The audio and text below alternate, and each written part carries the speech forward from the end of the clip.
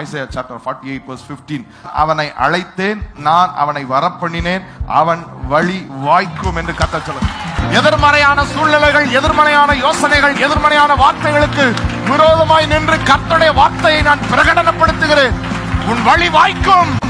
God will make your way prosper. ஆண்டவர் சொல்கிறார், நானே அதை சொன்னேன், நான் அவனை அழைத்தேன். ஆண்டவர் உங்களை பார்த்து சொல்ல, நீங்க வரல, நான் உன்னை அழைத்தேன்.